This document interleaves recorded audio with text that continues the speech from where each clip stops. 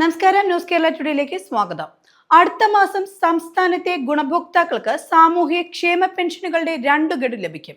May മാസത്തെ പെൻഷനോടൊപ്പം സാമൂഹ്യ ക്ഷേമ പെൻഷനുകളുടെ കുടിശ്ശികയുടെ 1 ഗഡു കൂടി അനുവദിക്കാനാണ് സർക്കാർ തീരുമാനിക്കുന്നത്. അടുത്ത മാസം പകുതിയോടെ പെൻഷൻ വിതരണം ആരംഭിക്കുമെന്നാണ് ധനമന്ത്രി KN ബാലഗോപാൽ അറിയിച്ചിരിക്കുന്നത്. ഇതിന് വേണ്ടി വരുന്നത് 1800ഓളം കോടി രൂപയാണ്. ഓരോ ഗുണഭോക്താവിനും ഇതുവഴി 3200 രൂപ വീതം ലഭിക്കും. രൂക്ഷമായ ധനഞ്ഞെരുക്കം സംസ്ഥാനം നേരിട്ടിരുന്നു. ഇതിന്റെ ഭാഗമായി കുടിശ്ശികയായ ക്ഷേമ പെൻഷനിലെ 1 ഗഡു കൂടി വിതരണം ചെയ്യാനാണ് ഇപ്പോൾ തീരുമാനിച്ചത്. കുടിശ്ശികയായി ഉണ്ടായിരുന്നത് 5 ഗഡുക്കളാണ്. അവ സമയബന്ധിതമായി വിതരണം ചെയ്യുമെന്നാണ് മുഖ്യമന്ത്രി നിയമസഭയിൽ അറിയിച്ചിരുന്നത്.